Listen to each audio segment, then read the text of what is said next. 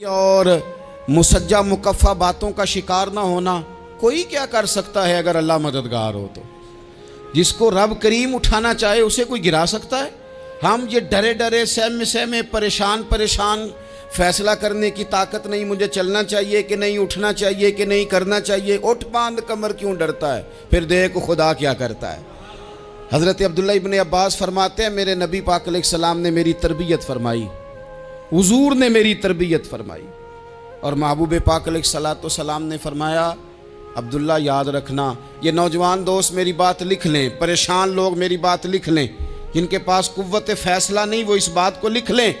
حضرت عبداللہ ابن عباس فرماتے ہیں میرے نبی پاک علیہ السلام نے مجھ سے فرمایا تھا عبداللہ سن، اگر ساری دنیا مل کے تیرا کوئی نفع کرنا چاہے کر نہیں سکتی جب تک میرے رب کی رضا نہ ہو، اور فرمایا ساری دنیا مل کے تیرا کچھ بگاڑنا چاہے تو عبداللہ بگاڑ نہیں سکتی جب تک رب کریم کی حکمت کا تقاضا نہ ہو۔ لوگوں سے ڈرنا، لوگوں کی طرف دیکھنا، ماحول دیکھ کے اپنے راہ کا تعین کرنا، ہر بندے کے خیالات کے مطابق ڈھلنے کی کوشش کرنا، فلانا نہ ناراض ہو جائے، فلانا نہ ناراض ہو جائے، وہ جس نے ہونا ہو جائے، بس رب رسول ناراض نہ ہو۔ اپنی زندگی میں اپنے مالک کو مولا جان کے، بل اللہ مولاکم، اللہ تمہارا مولا ہے، وَهُوَ خَيْرُ النَّاصِرِينَ، وہ بہترین مددگار ہے۔ توجہ جب بھی کریں رب کی جانب کریں، اپنے دل کا قبلہ درست رکھیں، سوچوں کے زاویے سیدھے رکھیں۔ میرے بھائی، مالک جب بندوبست کر دے نا، جب مالک بندوبست کر دے پھر ایسا بندوبست کرتا ہے کہ لوگوں کے پاس نا چارہ نہیں رہتا۔ حضرت مریم رضی اللہ تعالی عنہا پاک باز تھیں، مسجد میں رہی تھیں، پر مالک کی حکمت کے تقاضے بڑے عجیب ہیں نا۔ پھر جناب مریم کو اللہ تعالیٰ نے بغیر شوہر کے اولاد عطا کر دی۔ یہ بات ہی ایسی تھی، وہ کسی نے کہا تھا کہ مخلوق تو فنکار ہے اس درجہ کے پل بھر میں سنگے در کعبہ سے بھی اصنام تراشے، تم کون ہو کیا چیز ہے داغ کبابی، لوگوں نے تو مریم پہ بھی الزام تراشے۔ تو لوگوں نے کہا کدھر سے لے آئی بچہ، تیرا باپ تو ایسا نہیں تھا، کہاں سے لے آئی؟ اللہ کرے میں آپ کو سمجھا سکوں، ذرا اپنے آپ کو وہاں کھڑا کریں کہ ایک پاک باز عورت، پاک باپ کی بیٹی، طیب ماں کی بیٹی، اور اللہ کے گھر میں پرورش پانے والی خاتون، ایک وہ وقت اور ایک یہ وقت کہ اس عورت کو کٹہرے میں کھڑا کر کے پوچھا جا رہا ہے کہ معاذ اللہ تیری گود میں بچہ جائز نہیں ہے، کہاں سے لائی ہے؟ اب خود سے صفائیاں بندہ کتنی کو دے، کتنی کو وضاحتیں کرے۔ اور میں نے تو اپنی زندگی میں دیکھا ہے زیادہ وضاحت دینے والے کو بھی لوگ جھوٹا سمجھنے لگ جاتے ہیں، زیادہ وضاحت دینے پر بھی لوگ کمزوری کا اظہار سمجھتے ہیں کہ کمزور پڑ گیا ہے۔ آپ صلح کی کوشش کرتے ہیں، سامنے والا بزدل سمجھ لیتا ہے، زیادہ وضاحتیں بھی کمزور کر دیتی ہیں۔ اب حضرت مریم کو کٹہرے میں کھڑا کر کے کہا بچہ کس کا ہے؟ تو پھر خدا بندوبست جب کرے، اللہ جب مددگار ہو، تو پھر حضرت مریم کی گواہی درختوں سے نہیں دلوائی، اس نے پتوں سے نہیں دلوائی، پھر فرشتے نہیں بھیجے۔ حضرت مریم کہنے لگی مجھ سے نہ پوچھو، وہ جو پنگوڑے میں ہے اسی سے پوچھ لو، ان سے پوچھو نا، وہ کون ہے پوچھ لو، ان سے کر لو سوال۔ انہوں نے کہا پنگوڑے میں چند دنوں کا بچہ یہ جواب دے گا؟ مددگار تھا رب، ان کی برات کا اعلان کرنا تھا مالک نے، اور جب مالک اعلان کر دے، جب مالک تیری صفائی دینا چاہے، جب مالک تجھے دنیا کے سامنے نکھارنا چاہے، تو پنگوڑے میں لیٹے حضرت عیسیٰ بول کے کہنے لگے انی عبداللہ آتانی الکتاب، فرمایا میں اللہ کا بندہ ہوں، رب نے مجھے کتاب عطا کر کے نبی بنا کے دنیا میں بھیجا ہے، میں اللہ کا بندہ ہوں، کتاب لے کے آیا ہوں، نبی بن کے آیا ہوں۔ پھر پنگوڑے سے اعلان ہو گیا، پھر بچہ بول پڑا۔ اور یہ ایک دفعہ نہیں بات ہوئی، یہ بنی اسرائیل میں ایک جریج نام کے شخص بھی تھے جو نماز پڑھ رہے تھے، بعض نے لکھا ہے نفل نماز تھی، اماں نے پکارا تو آئے نہیں، تو ماں کے منہ سے نکل گیا تو اتنی دیر تک مرے گا نہیں جب تک کسی بے حیا عورت کا منہ نہ دیکھ لے۔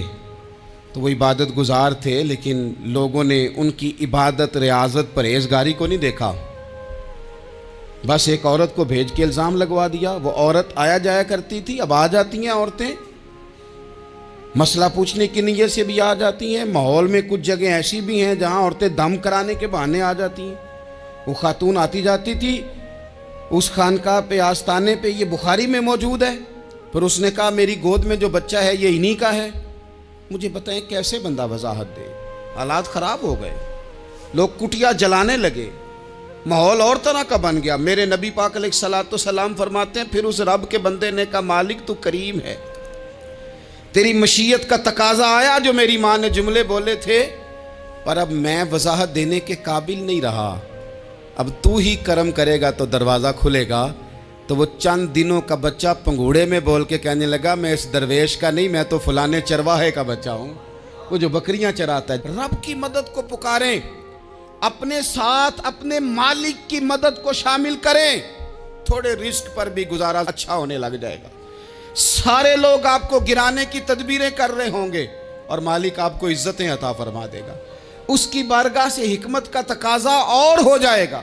ہم نے ساری زندگی لوگوں کو راضی کرنے میں گزار دی، ساری زندگی بڑھاپا آ گیا بچوں کو پالتے، اور بچوں نے آخری عمر میں کہہ دیا ابا اگر کوئی ڈھب کا کام کر لیتے تو آج ہمارے دن بھی پھر نہ جاتے۔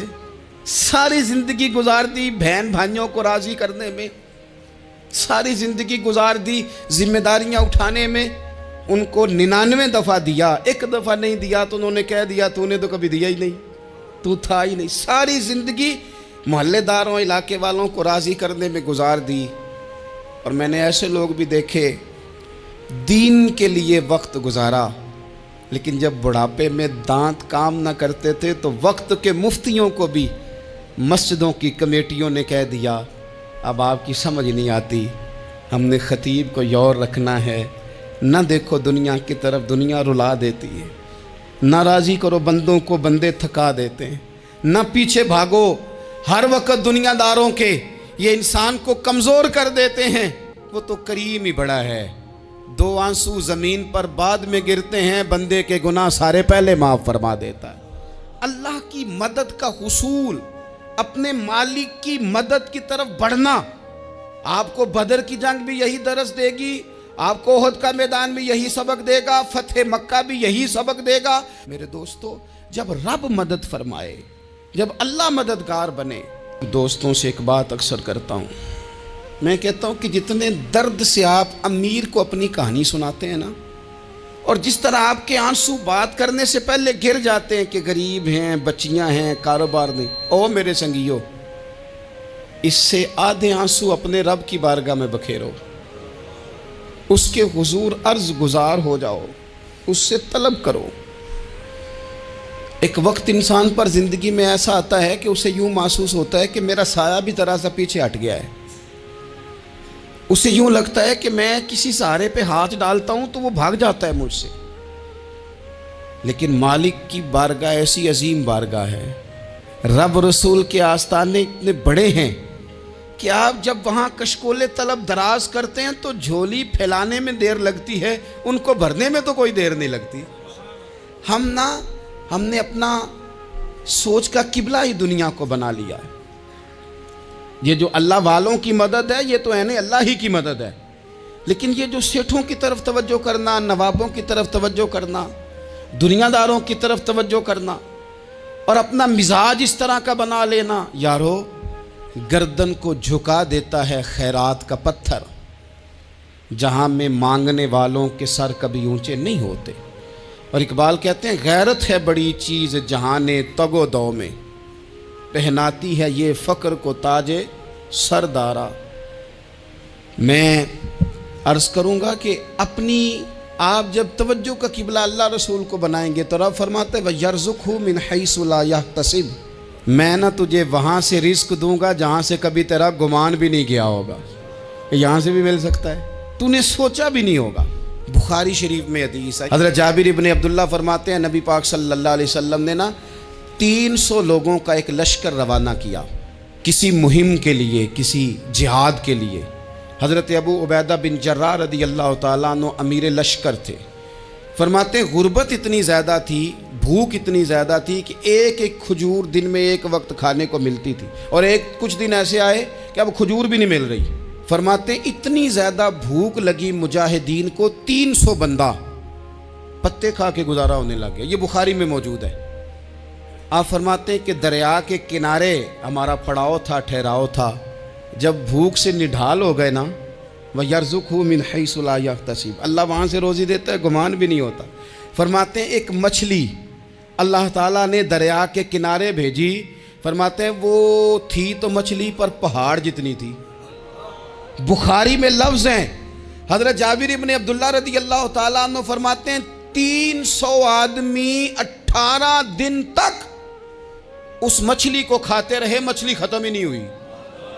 مچھلیاں نہیں، مچھلی کہتے ہیں 18 دن 300 بندہ کھاتا رہا، مچھلی ختم ہی نہیں ہوئی۔ اور فرماتے ہیں کہ اس کی ہڈی نکال کے، کانٹا کہیں گے آپ اپنی زبان میں، کہتے ہیں وہ نکال کے نا تو اس کو کھڑا کیا نا جب، تو اونٹ کجاوے سمیت اس کے بیچ سے گزر جاتا تھا، 2 اس کے کانٹے جوڑے۔ فرماتے ہیں وہ اس کا گوشت ہم کھاتے تھے، اور اس کی چربی بطور تیل کے ہم جسموں پہ ملتے تھے، بیماروں کو اس سے سکون آتا تھا، تندرستی شفا ہوتی تھی۔ فرماتے ہیں ہم کھایا بھی ہم نے، اور کچھ لے کے ہم مدینے بھی گئے، اور قربان جائیں نبی پاک نے بھی اس میں سے کھایا۔ ہم نے عرض کی حضور یہ معمہ کیا ہے، یہ ماجرا کیا ہے؟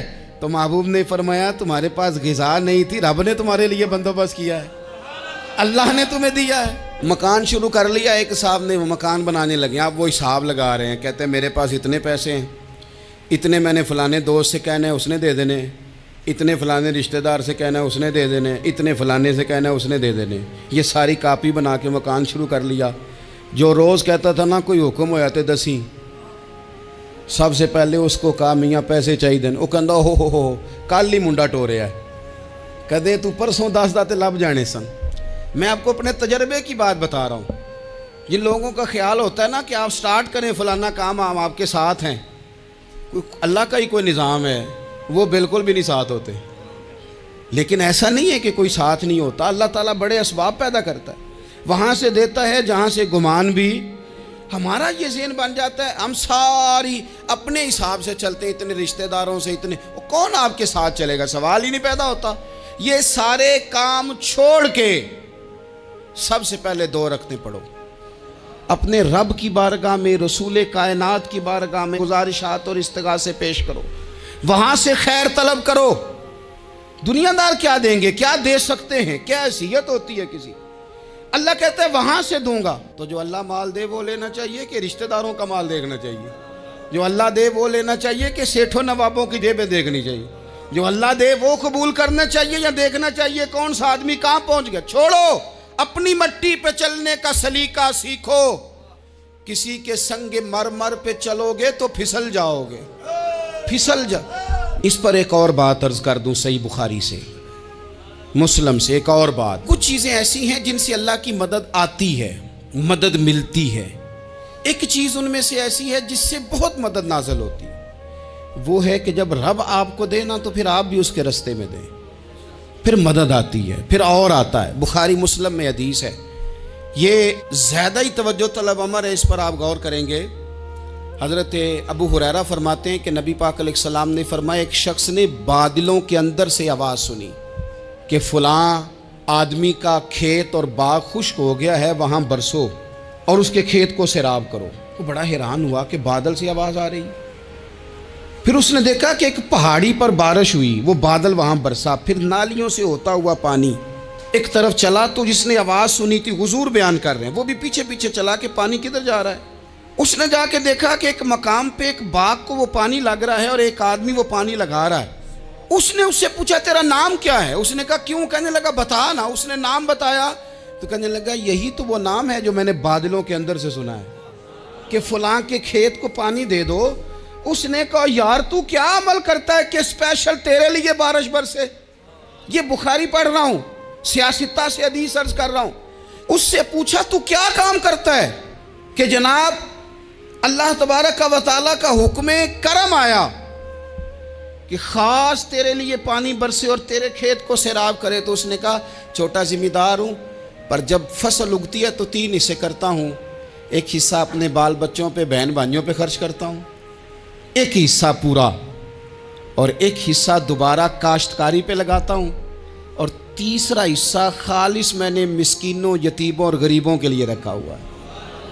وہ جو تیسرا حصہ، اللہ کرے آپ سمجھیں، وہ رب کے بندوں پہ تیسرا حصہ خرچ کرتا ہے نا، تو کریم مالک نے فرمایا جہاں سے غریب کا حصہ جاتا ہے وہ کھیت خشک نہیں رہنا چاہیے، وہ جہاں سے مسکین روٹی کھاتے ہیں وہ خشک نہ رہے، جہاں سے یتیموں کو کچھ آتا ہے کہیں اس کی فصل رہ نہ جائے۔ میں اور آپ بھی اگر اپنے مال میں مسکینوں، یتیموں، غریبوں کے حصے رکھ لیں گے تو فصلیں خشک نہیں رہیں گی، ان کے اندر تازگی آئے گی، نور آئے گا، کرم آئے گا، خاص کر خدا کی رحمت برسے گی۔ مدد اللہ سے چاہیں، اپنی توجہات کا مرکز رب رسول کی ذات کو بنائیں، پھر آپ محسوس کریں گے کہ بڑی جلدی اللہ تعالیٰ کی مدد آنے لگی ہے۔ کبھی آپ صرف کہہ دیں نا میرا رب میرے ساتھ ہے، اس لفظ میں اتنی طاقت ہے کہ دشمن ویسے زہر ہو جاتا ہے۔ زندگی میں کسی سے بھی لڑائی ہو تو اچھی طرح سوچ لیں کہ اللہ اس طرف ہے یا اس طرف ہے۔ اگر آپ زیادتی پہ ہیں تو پھر رب مظلوم کی جانب ہے۔ اگر اللہ کی مدد آپ کے ساتھ ہے تو دنیا کی کوئی طاقت آپ کو گرا نہیں سکتی، اور اگر آپ مظلوم کے مقابلے میں ظالم بن کے آپ کھڑے ہو گئے ہیں اور آپ نے رویہ وہ اختیار کیا ہے کہ جس میں مدد نہیں آئے گی، تو پھر یاد رکھ لیں کہ آپ کوئی بھی ہیں، کہاں بھی ہیں، آپ کمزور ہیں۔ طاقتور تھے ابتدائے اسلام میں، ظاہری طاقت تھی کفار مکہ کے پاس، وہ ڈنڈوں سے مارتے تھے غریبوں کو، ان کے ہاتھوں میں ڈنڈے تھے، پر خدائی طاقت ان مظلوموں کے ساتھ تھی۔ صاحب زرقانی نے لکھا ہے، حضرت زنیرہ رضی اللہ تعالیٰ عنہ ایک لونڈی ہیں، غریب ہیں، ماڑے دا کی کام محمد نس جانا یا رونا، غریب سادی بی بی اور لونڈی کنیزہ، ایک مشرک کی کنیزہ تھی، انہوں نے کلمہ پڑھ لیا، وہ ڈنڈوں سے مارتا، دروں سے مارتا، تکلیف دیتا۔ حضرت زنیرہ رضی اللہ تعالیٰ عنہ کو اتنا مارا، اتنا مارا۔ اب آپ ایک اور پہلو پر بھی غور کریں، مار بھی پڑ رہی ہے پر خدا ادھر ہی ہے، اللہ کی مدد ادھر ہی ہے۔ رب کہتا ہے کہ پہلے تو صبر کرنا، ان اللہ مع الصابرین، تو صبر کرے گا تو پھر رب کی معیت ملے گی، ذرا ٹھہرنا، تو تھوڑا ڈٹنا۔ ان الذین قالوا ربنا اللہ ثم استقاموا تتنزل علیہم الملائکہ، تو کہے اللہ میرا رب ہے، پھر تو پہلے ڈٹ، پہلے تو نے ڈٹنا ہے۔ ثم استقاموا، جو ڈٹ گیا، تتنزل علیہم الملائکہ، ڈٹنے والے کے لیے مدد آتی، پہلے تھوڑا ٹھہرنا پڑتا ہے، پہلے تھوڑا صبر کرنا پڑتا ہے، حوصلہ کرنا پڑتا، اس کے بعد مدد آتی۔ مار پڑ رہی ہے، مارا جا رہا ہے حضرت زنیرہ کو، ان کا مالک جو ہے ظاہری آقا وہ مار رہا ہے، یہ کنیزہ ہے، اتنا مارا، اتنا مارا، ان کی بینائی چلی گئی، نظر آنا بند ہو گیا۔ ابو جہل آیا اور کہنے لگا زنیرہ دیکھا نا ہمارے بت تیری آنکھیں لے گئے، معاذ اللہ، لات و منات ہمارے بتوں نے تجھے اندھا کر دیا۔ اب ایسا نہیں ہے کہ بی بی روتی جا رہی ہے، روتی جا رہی ہے، مایوسی مایوسی، معاذ اللہ، پریشانی، غریبی بڑی ہے، پوچھنے والا کوئی نہیں، یہ باتیں نہیں۔ کیا جملے ہیں خاتون کے، کیا لفظ ہیں۔ ابو جہل نے تنزیہ کہا، معاذ اللہ، کہنے لگا دیکھا نا ہمارے بتوں نے تجھے اندھا کر دیا۔ تو جناب زنیرہ آنکھوں کی بینائی گئی ہے، رات کو گئی ہے، دکھ ابھی تازہ ہے، لیکن اللہ پہ جو توکل ہے، اپنے مالک سے جو رشتہ ہے وہ اتنا مضبوط ہے، اتنا طاقت